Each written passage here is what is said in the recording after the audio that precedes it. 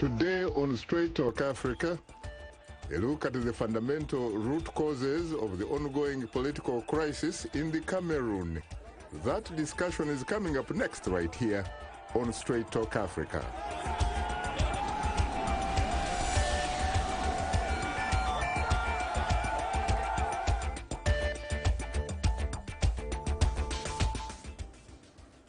Hello, welcome to Straight Talk Africa, live from the Voice of America headquarters here in Washington.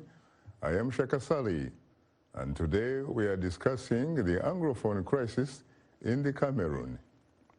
The United States is cutting Cameroon from the African Growth and Opportunity Act over allegations of human rights violations in the English-speaking regions. The crisis has cost more than 3,000 lives and displaced more than 500,000 civilians from their homes. VOA's Paul Ndiho has more. In a letter addressed to the U.S. Congress on Thursday last week, U.S. President Donald Trump said the Central African nation of Cameroon has failed to address concerns over its persistent gross violations of internationally recognized human rights, allegedly committed by Cameroon security forces against the separatists in the English-speaking regions. Cameroon's long-time leader, Paul Biya, succumbed to pressure last month and called for a national dialogue to forge a way forward. But leaders are invited to the highly anticipated talks boycotted, saying they will not take part in any negotiations. They were invited. Some of them didn't feel comfortable coming for reasons they know best. We wanted them to come and to take part in the discussions. This was a wonderful opportunity for them to come and air their views. Analysts said the national dialogue could have opened the door to a historic peace agreement, ending the unrest which began in October 2016. Clashes broke out in the following weeks. Some protesters were killed, hundreds were arrested and put on trial for charges carrying long sentences or the death penalty. Critics said the talks were not inclusive. I'm not satisfied with the outcome because, personally, what I hold so dearly, a return to a federation, was not one of the recommendations. But the positive I'm taking out of the dialogue was that it was very frank and very honest. For those of us who were in the hall, could tell you how honest it was. Political analysts say support for secession continues to grow as hundreds of thousands demand a breakaway state called Ambazonia. By 2017, newly formed armed groups were attacking army posts in the Anglophone regions. The army responded by burning down villages and shooting civilians. The root causes of the problems are not really addressed. The root causes of the problem is the form of the state. And if the form of the state is not really addressed, then we've not really solved the problem. But yes, we've come, we've talked, proposals have been made, certain opportunities also have been provided. President Biya has struggled to contain this unrest and rarely speaks in public or meets with his government, and is said to be spending months each year holidaying in Switzerland. Last month, his government announced that they would drop charges against 333 people imprisoned on trumped-up charges. I did not go to jail so that we could always steal the elections and have a single electoral code. No. I went to change that and fight for the happiness of all our children. I went to prison because I said no to the war in the Northwest.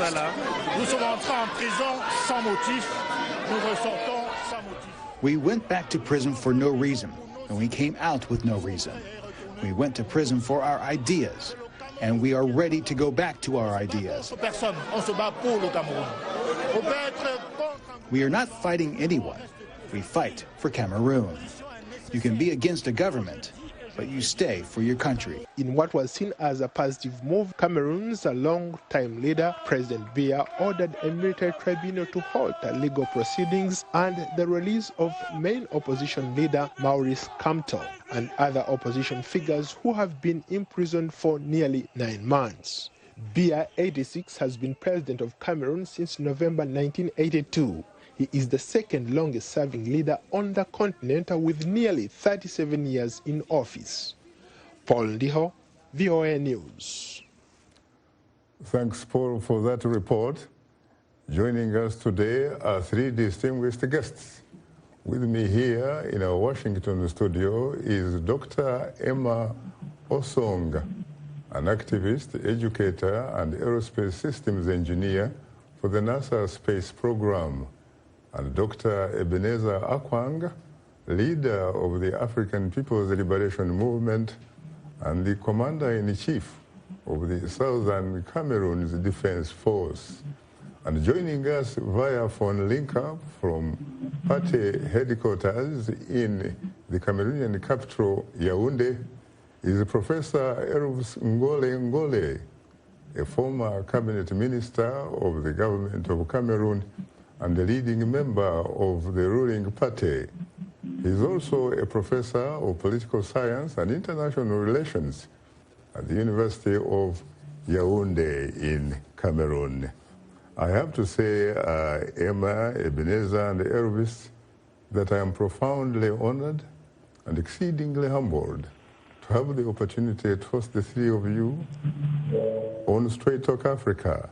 In fact, with the exception of Ebenezer, Emma, and ELVIS, this is the first time I am hosting you. So you're most welcome.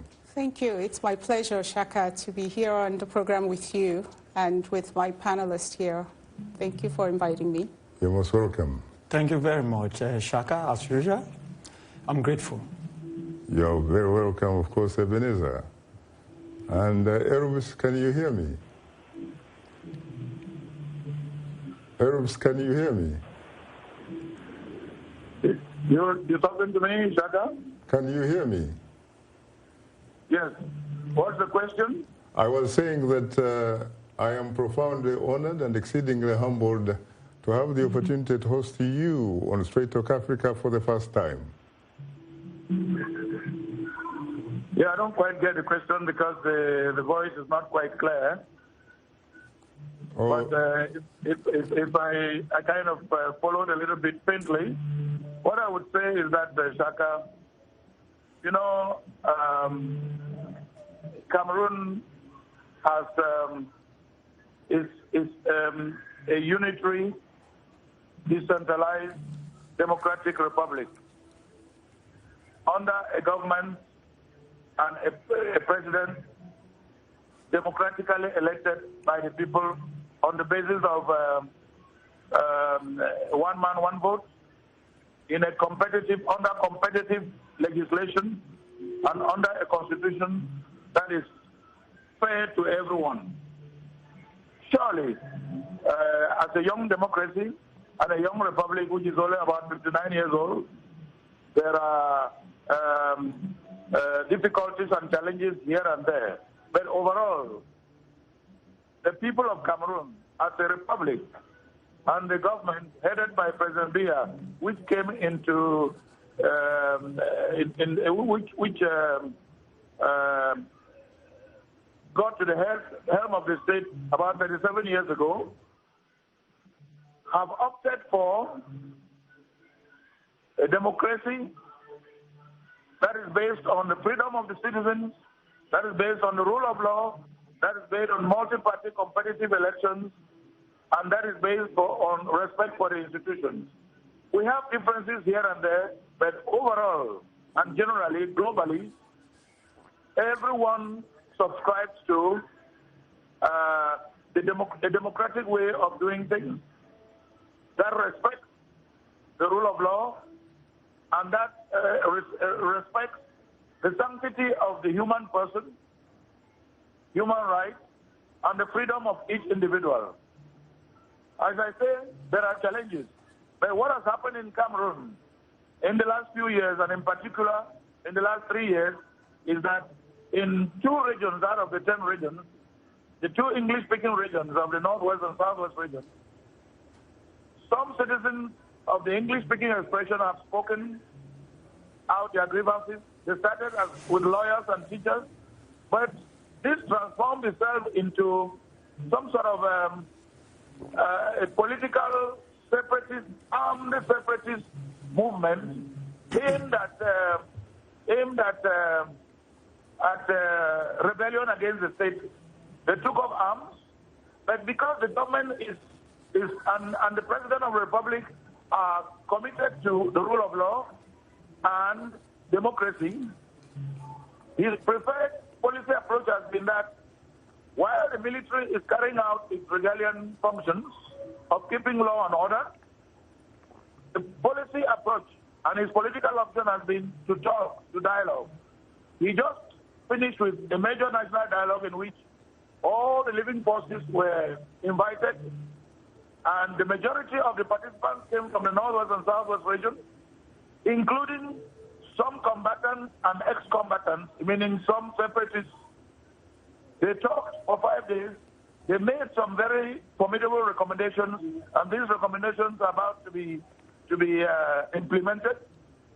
We are all in a mood and looking forward to the implementation of these recommendations. The essential and the objective is that let Cameroon continue to be a united democratic republic in which laws are respected, the rule of law applies, in which the liberties of the people are there, but that there be peace, so that there will be no killing, there will be no destruction, there will be no stoppage of schools, there will be no kidnapping for ransom, and we can all continue to function as citizens in a free republic where democracy is abound. Thank you. Thank you very much. Emma, as you obviously heard, Professor NGOLLE talks about how President Paul Biya is committed to the rule of law. There are some critics who say that when you talk about the Cameroon, you're talking about a society of men, not a society of laws. A society of men? Yes, and not a society of laws. First of all, before I answer your question, I want to take just a few seconds to send out my prayers and thoughts to my brothers and sisters who are out there in southern Cameroon, who are displaced in the bushes and have no sense of where their next meal will come from. I also want to send out a heartfelt condolence to all families who have lost loved ones. I recognize, and we all recognize around the world, that these are very trying times for Cameroonians in general, and very in particular to southern Cameroonians. Let me go to your question, and to answer it, I'm going to reference the ex-minister Ngolle's response and introductory speech there, which I will reference as party politics.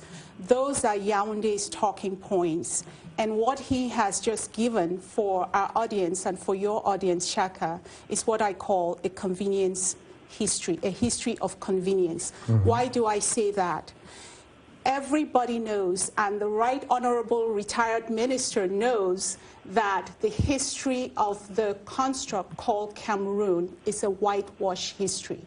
If he is true to himself as a son of southern Cameroons, he would know that the party line of one and indivisible is the convenient history that the world needs to know. Meanwhile, the truth exists, the facts are there, that two autonomous states entered into a relationship with equal status.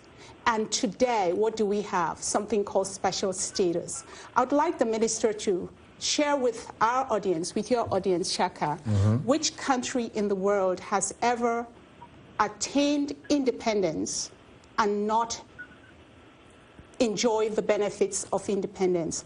I think what he has said is what his CPDM cohorts would like him to come to your show and share with the world. The truth remains. The truth is immutable. The truth has a way of staying. In other words, the truth has staying powers. Until and unless the government in Yaoundé recognizes that we are dealing with life, limbs, and liberty, 3,000 people dead by United Nations' own standards of stock taking. There are 4.1 million Southern Cameroonians that have been impacted by this crisis. Of this number, and these are facts that are verifiable. You can go to the UN website. I'll be happy to share that link with your audience. Of the 4.1 million population, in a total population estimated at 8 million Southern Cameroon, 1 out of every 2 Southern Cameroonian has been impacted by this crisis. Of those impacted, 1.266 million people by UN's own statistics are in need of food, shelter, and security. In other words, they are at risk of dying from hunger, from the elements. Now let's just look at what has worked so well in the Republic of Cameroon, according to the speech that the ex-minister, my brother, has just offered.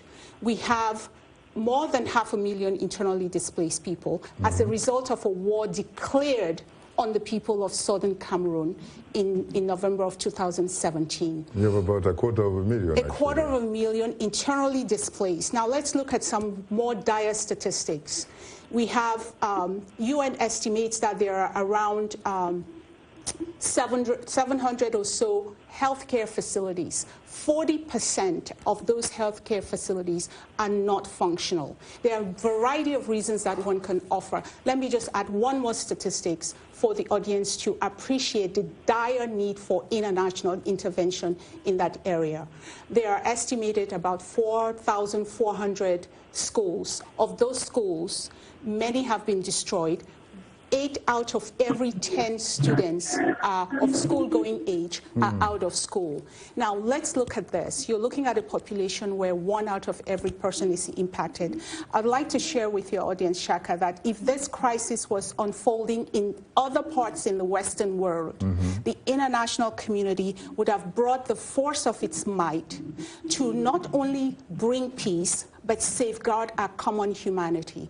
At this point, the regime in Yaoundé would like the whole world to understand that this is an entire internal crisis that can be relegated to someone who has been in power for 42 years and counting, and is still telling his country it's in emergence. There's a French word for that, emergence.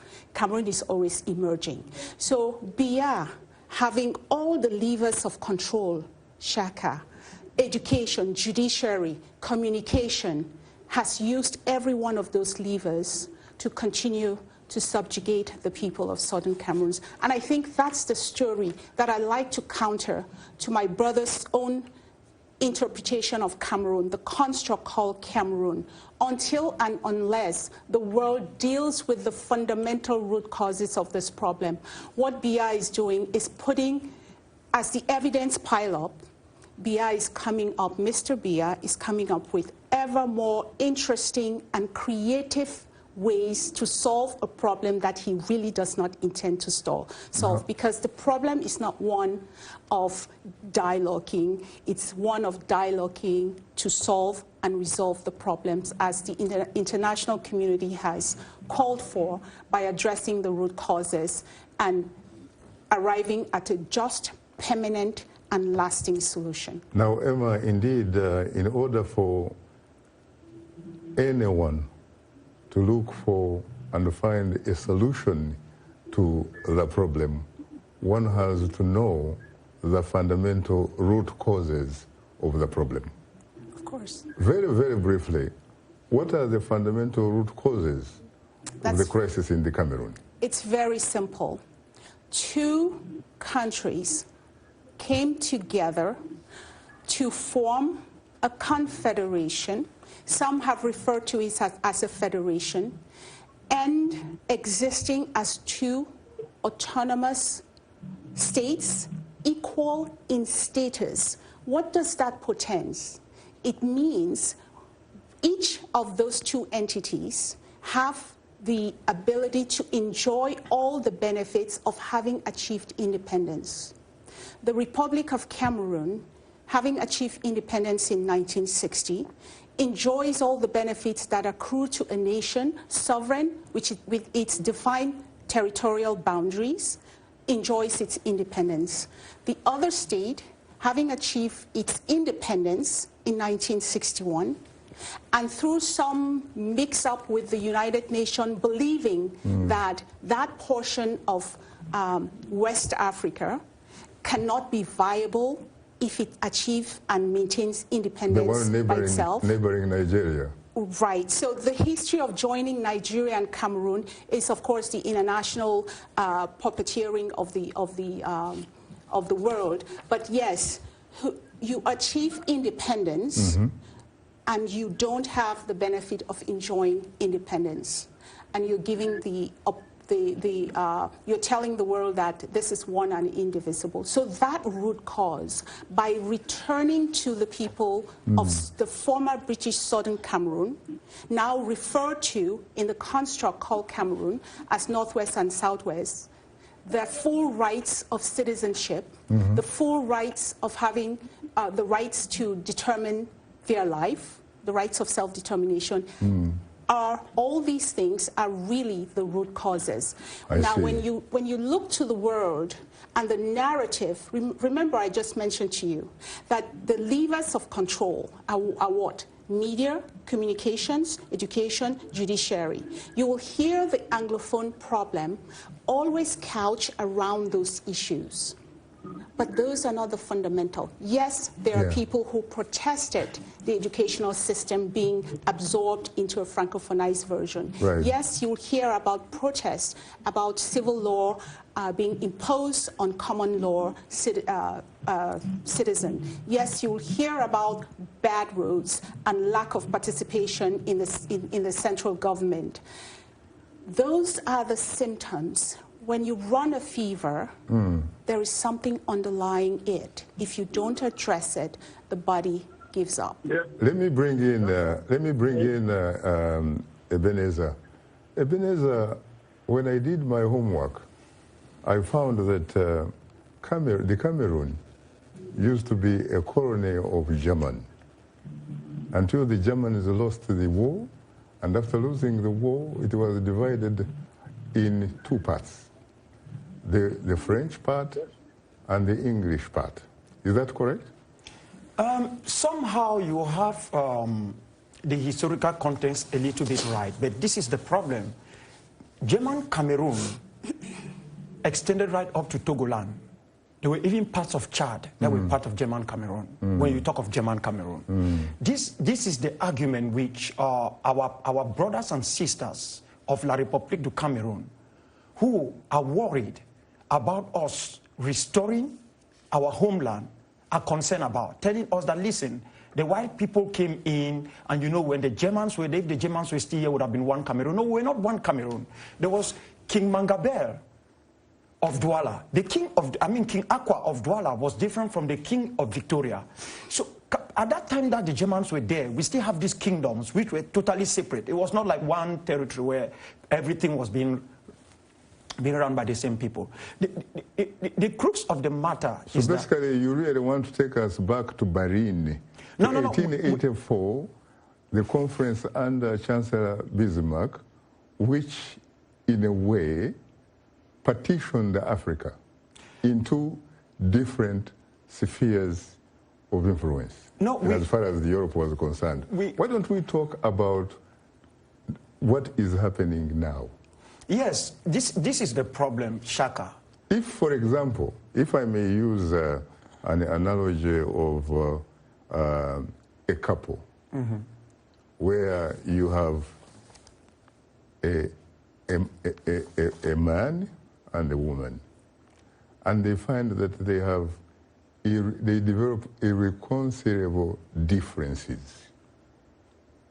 And of course, the solution is either they sort out their problems, but since the problem is irreconcilable, you divorce, correct? Yeah, that is the most easiest and legal method of doing it. Are you looking for divorce? What are you looking for? No, I'm not looking for divorce because we were first not married.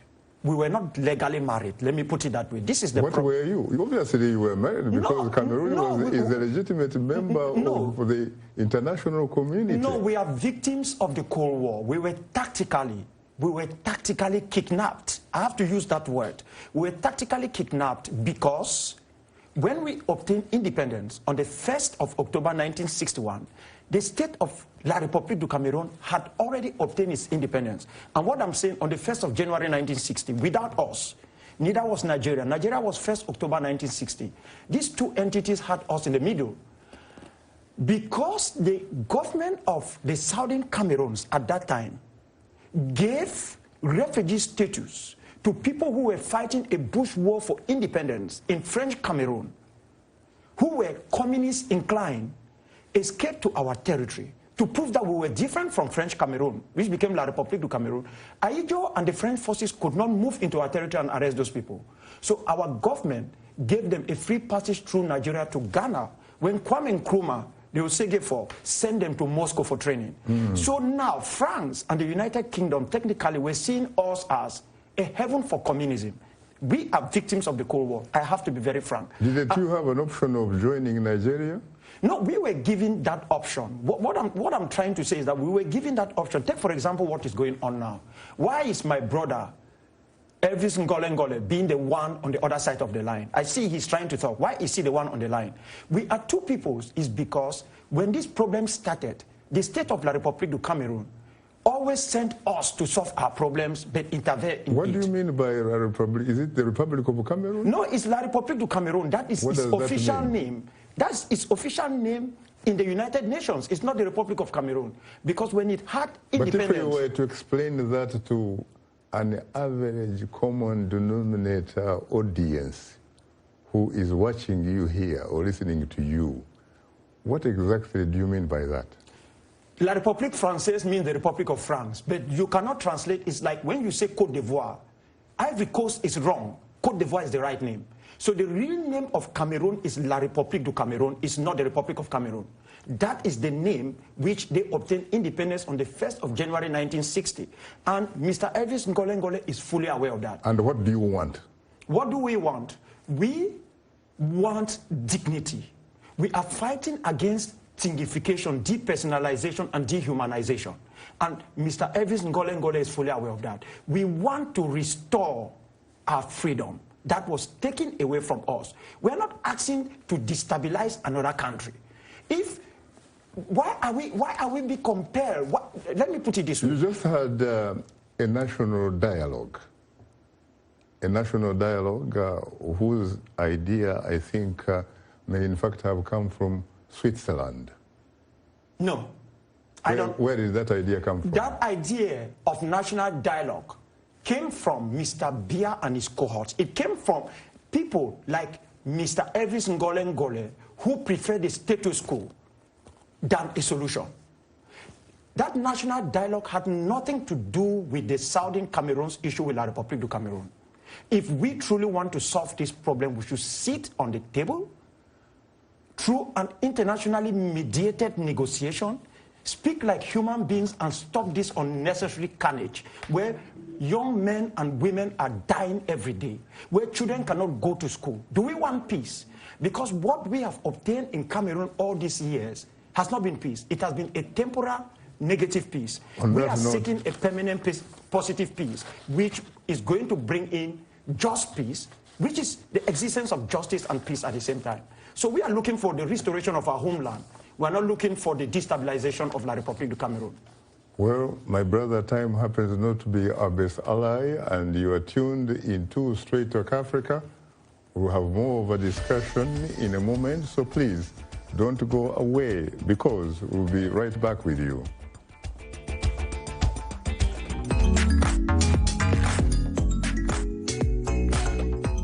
Voices, we're talking about the news and issues you're talking about, sharing stories of development and growth across Africa, around the world, and in our lives. Topics that inform, empower, and change the rules. It's time for Our Voices with me, Haiti Adams Fitzpatrick, and Hadiza Kiari, and Ayan Bior, and Orion Itangi Shaka. It's time for Our Voices.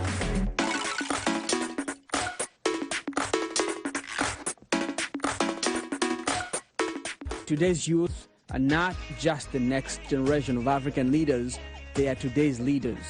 And this is the time to invest in them, today, not tomorrow. So let's connect Let's engage with each other on issues that will transform our societies.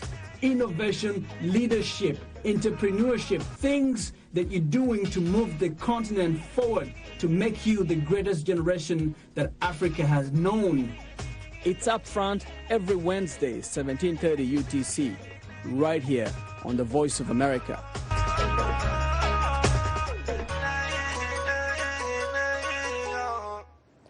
Now let's look at what's on tap for next week's program.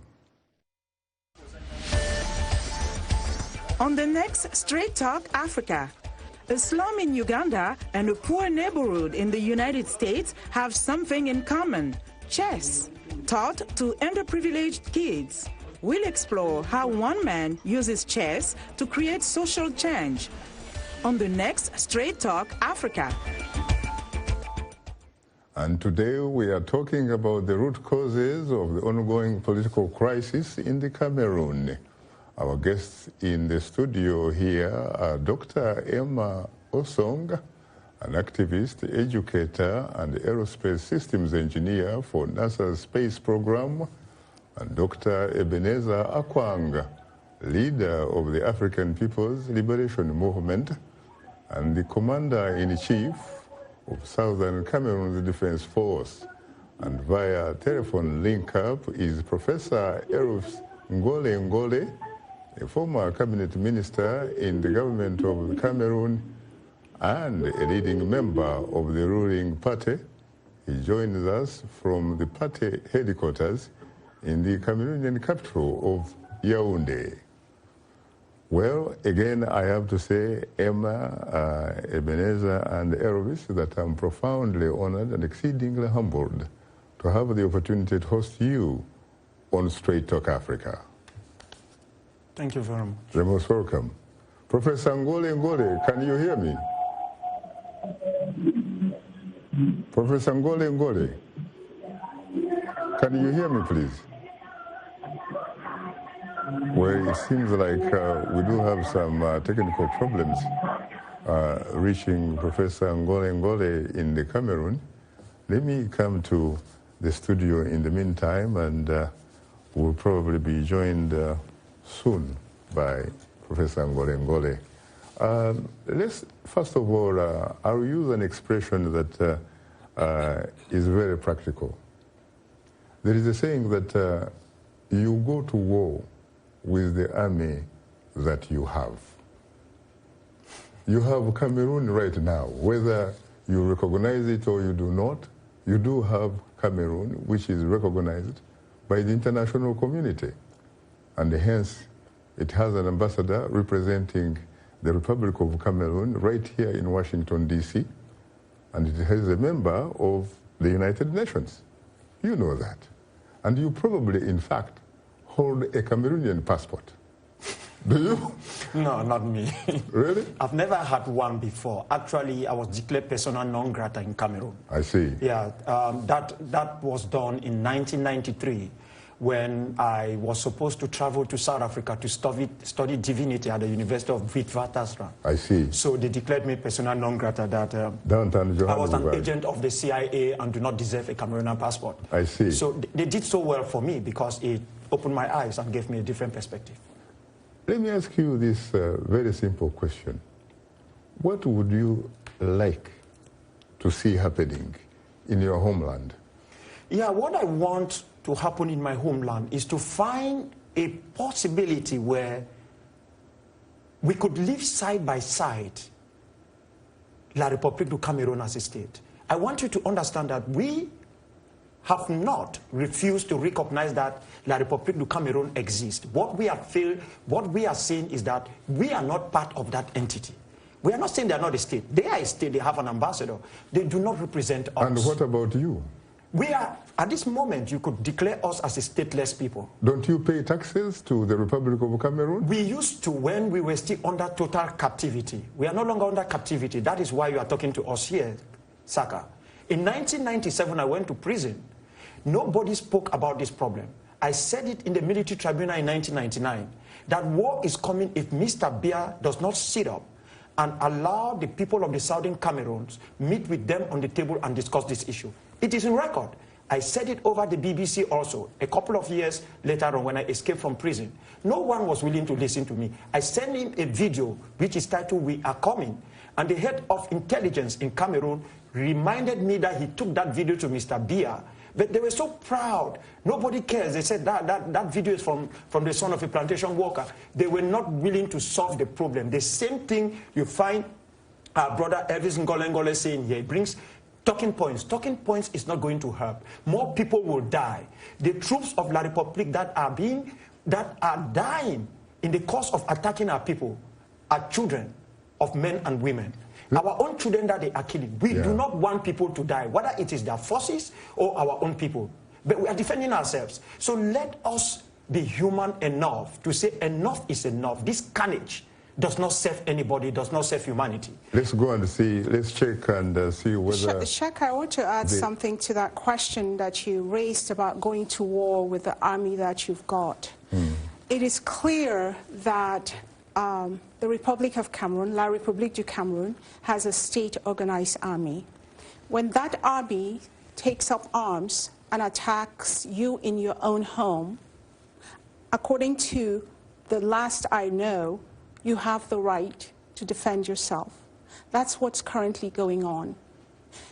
The fact that our area is militarized is enough reason for people to flee their homes.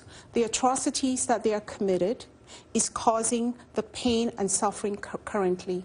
I'd like to say, and I think I said it earlier, that if this crisis was occurring anywhere else in the Western world, the international community would have mobilized to bring a swift stop to the crisis. Are you alluding, if you look for example, at the events in Kosovo... Are you alluding, for example, to what was once Yugoslavia? Yes. Under Marshal Tito?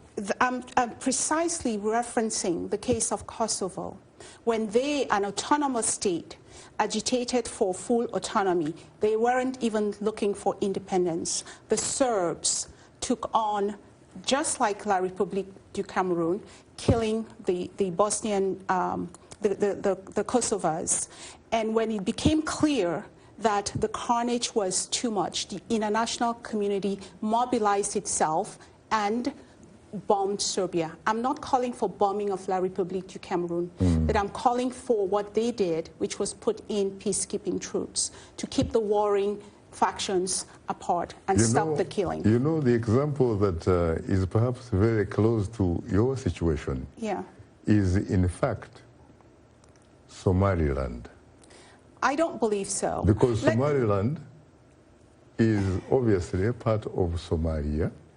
I would push back on that. But like you, on independence, it had its own government, its own nation, but it chose to join with Somalia, which used to be under the Italians, and became a sort of federation.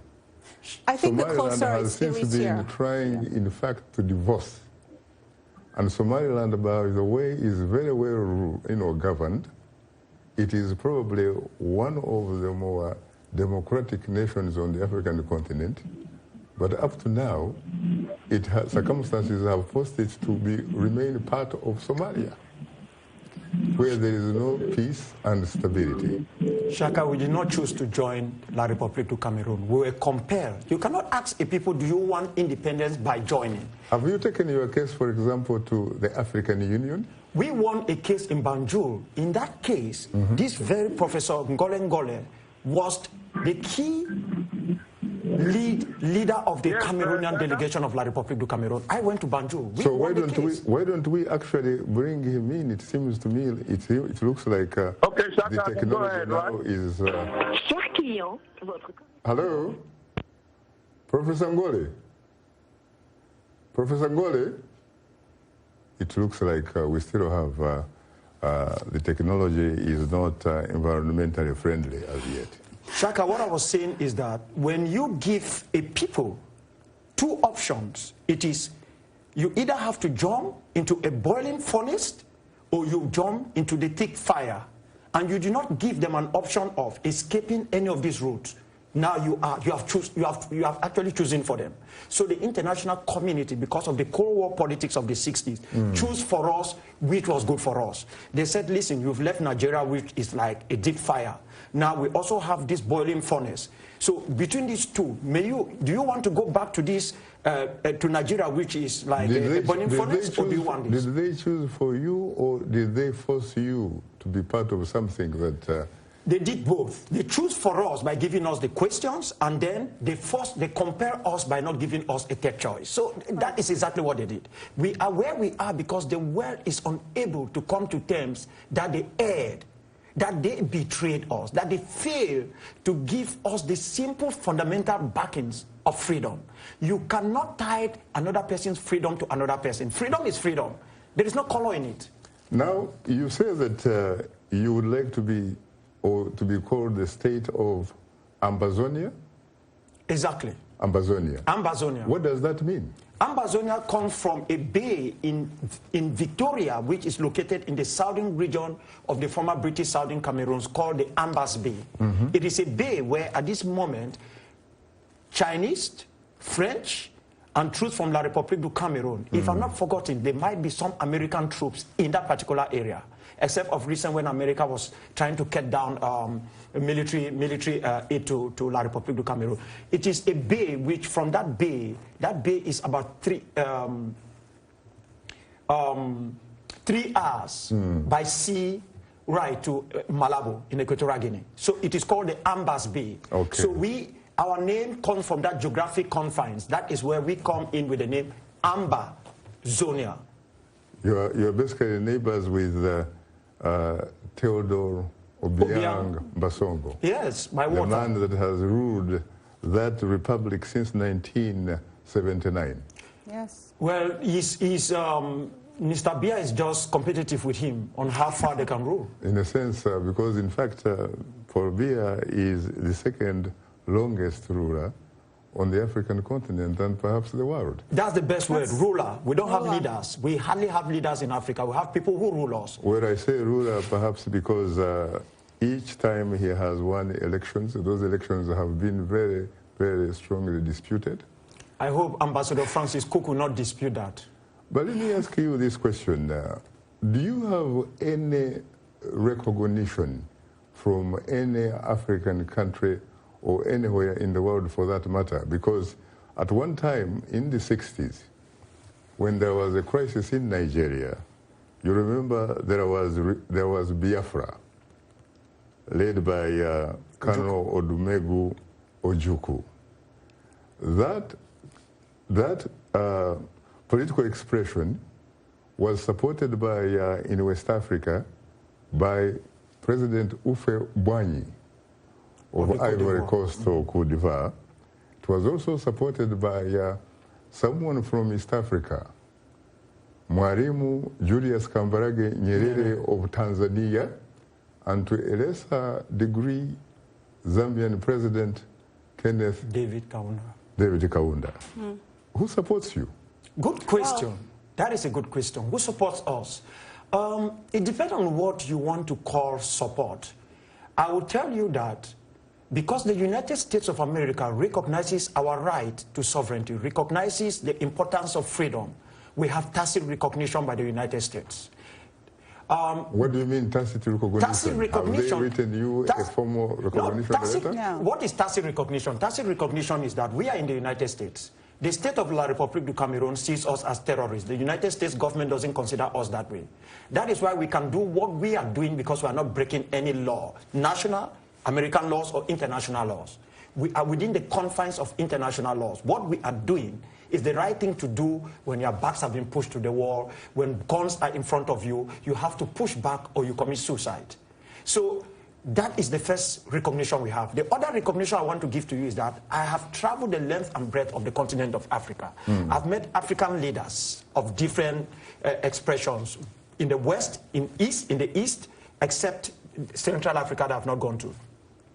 And as much as people have not put pen and paper to say, listen, we are supporting you, come and train your forces here and all whatnot, they have given their backing. I have to be serious. What about the British? Let me ask the British are treating the Southern Cameroon's issue in the same way that the United States is doing. I will tell you that we have tacit recognition from the United Kingdom. I say it in the open because the British know we have not break any international law, neither have we break any law of Her Majesty's government. What about the African Union? What does it say about your situation? The African Union, for example, just like the European Union, the United Nations, and some other countries support. What they have done for now is to give the direct support to the internationally mediated, Swiss-led process. They have given that backing. But one thing you should also understand is that the African Union as an organization has failed the people of the continent of Africa. And we don't expect much from the African Union. It hasn't solved the problem in Central Africa, which actually, it is actually the mediator there. There is still problem there. There is the Somaliland, the situation in Somalia. That's the African Union. That's South Sudan. The African Union can resolve it. How are they going to resolve that of the people of Ambazonia and La République du Cameroon? Because the African Union is in the calling of La République Française. France gives them the support financially, gives them the aid, and the African Union is actually being run from Paris, not from Addis Ababa. How can you possibly say that? That multi-million-dollar headquarters in Addis Ababa, the last time I checked, was not built by France. France does not it was built by China. Yeah, France does not need to build it. France is running the diplomacy from Paris. China is running the purse from Beijing. The African Union does not exist. It needs to be disbanded. We need a new continental organization for Africa. That is why Ambassador Arikana was chased out. We need an organization that lives with the spirit and the dreams of Mwalimu, Kambarage. What do you mean? What do you mean? Kwame Nkrumah and the others. What do you mean, Ambassador Arikana Kombole was chased from here? She was chased because the French president Macron called Idriss Déby of Chad and told his Chadian citizen Faki, who is the chairman of the AU, remove this woman. Not chairman. Or chairman. Chairperson. Yeah, chairperson or whatever they call him. Chairperson is the South Africans. The South Africans got that word chairperson. It doesn't exist anywhere. Actually. No, the chairman normally is a president of one of the member countries who becomes the African Union. Yeah. I'm just trying to explain how she was booted out of her position. In fact, France is running things. The African Union is not on the calling of the people of Africa. They are on the calling of those who can protect them, who can continue to allow them to do what they are able to do. That is why 30 years after the assassination of Thomas Sankara, the people of Burkina Faso have risen up and they are now sending a warrant of arrest for Blaise Compaoré, who did it, because the French were protecting him. Ebenezer, when it comes to the situation regarding the African Union and her representative to the United States, Ambassador Arikana Chombole Kwao, I can only say that while it is true that you are entitled to your opinion, you are certainly not entitled to your different sets of facts. Well, it depends on what facts are out there. These are the facts I have because I have people that I talk to who are working for the African Union. I know that... I'm afraid the facts are not opinions. Well, it depends on what they call facts. If the facts are coming from the African Union, then they are not facts. Are you suggesting, like someone once said in this town, that there are perhaps alternative facts? They always are. Well, there are always alternative facts. We see them every day. We see it in East Africa. We see it in Kenya. We see it everywhere. Well, they call them alternative facts. Let's find out whether... I want to add something to the last question you just asked about which countries do we have any countries that have support for Ambazonia, for the course of Ambazonia. Right. I think the best way to answer this question is to look at French's hegemony on the continent, which Dr. Ebenezer just alluded to, and how much it insists to keep the status quo, particularly in Francophone Africa, or what they call French Africa, Francafrique. In the case of Cameroon, it's even more so. The influence of France is quite strong in the area, making it such that the African states are shying away from supporting what they view as a separatist call it separatist movement. In our case, of course, it's a restorationist movement. That supporting one, of course, opens the borders to others. But it is clear from all the outings, whether it's with the Parliament in UK, resolutions passed at the US Congress, statements made by the EU, they are on record calling on the Republic of Cameroon to address the problem by looking at the root causes. And that is what the government of La République du Cameroon is running away from. Remember, I mentioned to you, Shaka, that when we look at the Anglophone problems, we look at the symptoms of marginalization. There is no country that does not have issues with its minority population. You know, and grievances. It is very interesting, as is not that. It is very interesting that you keep talking about Anglophone problem. Someone might say Francophone problem.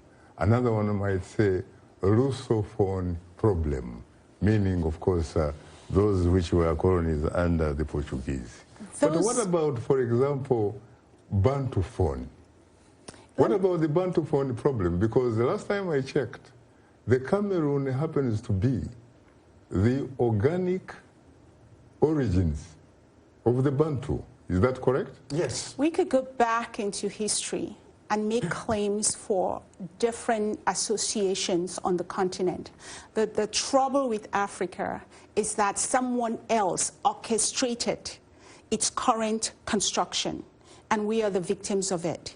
But if we look to the legalities of things, countries are supposed to maintain the borders they achieve at the time of independence. Shaka, ask the La République du Cameroon what borders define the territory that it had at the time of achieving independence. You will find that it does not include the territory of the former British Southern Cameroons, and such is the fundamentals of the problem. So here we are, many years later, debating that which is not answering the problem and asking the question, what is the Anglophone problem? It's not a linguistic problem that BIA is looking for a bilingualism commission to solve. Neither is it a problem of the judiciary, because every country has issues with their judiciary, their education, and their other problems. Ours is fundamentally to the roots of how we came into being two states, one that achieved independence but today is not benefiting from enjoying its independence as a sovereign nation, albeit in a relationship with another independent country. So we find that over the years, the government of BIA has systematically chipped away progressively to the point where it's a total assimilation, a total annexation, such that the problems that are manifesting on the street has led to President Biya taking it upon himself to declare war on 8 million people, hoping to squash any rebellion that he believes any one of his creative solutions can solve. So we are saying to the international community and everybody who truly wishes to understand the problem that it's not at the surface level.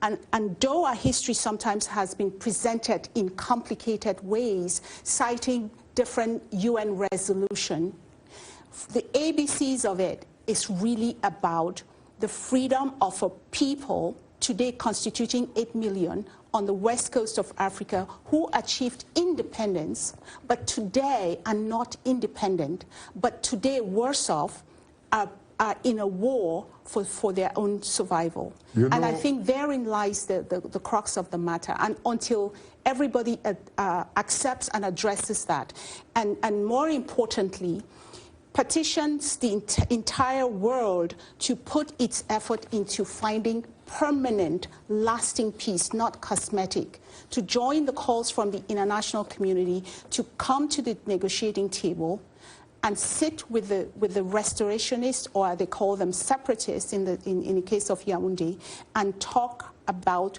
how to bring this to a permanent solution. Because if we rely on the cosmetic solution, what I call Mr. Biya's creative solution, because the evidence piles up, he comes up with new solutions that deals on the surface. Like the dialogue? Like the dialogue. The national dialogue was intended. Do you agree with some people who actually say that such a dialogue perhaps is like imagining a couple planning divorce, while I mean a couple planning a marriage.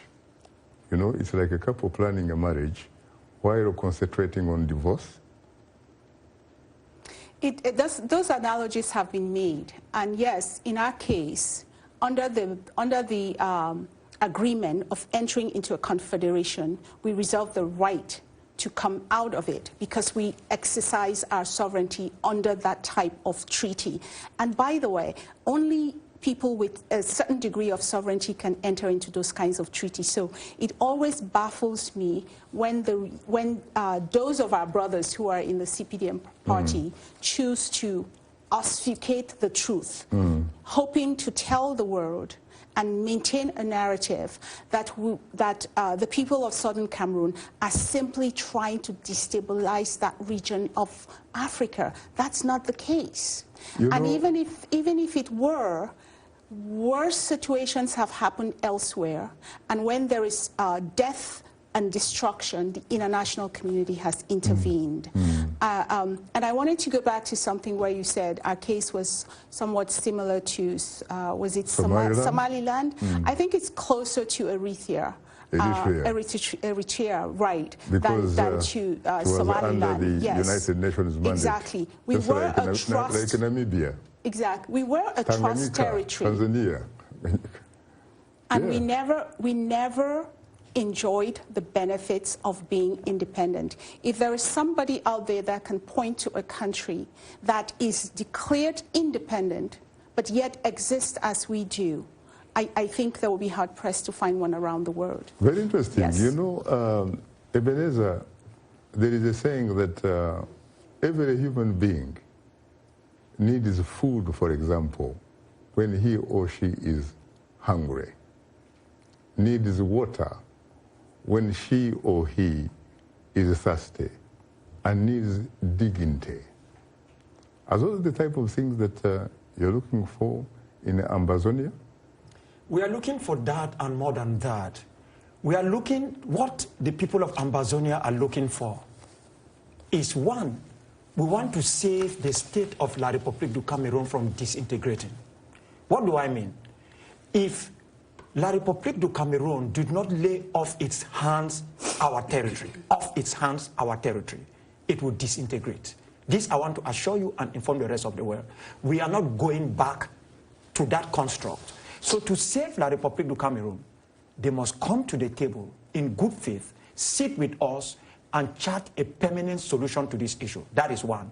Two, we are looking for dignity. We are not looking for dignity because we had dignity before. No, well, we have never had dignity before. Unfortunately, time happens not to be our best ally. On that note, our distinguished guests are Dr. Emma Asong, an activist, educator, and aerospace systems engineer for NASA's space program, and Dr. Ebenezer AKWANGA, leader of the African People's Liberation Movement and the commander-in-chief of Southern Cameroon's Defense Force.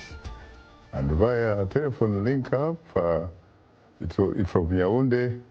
Unfortunately, we were cut off by technical difficulties from Professor ELVIS NGOLLE, a former cabinet minister and leading member of the ruling party. Thanks to our audience for tuning into Straight Talk Africa.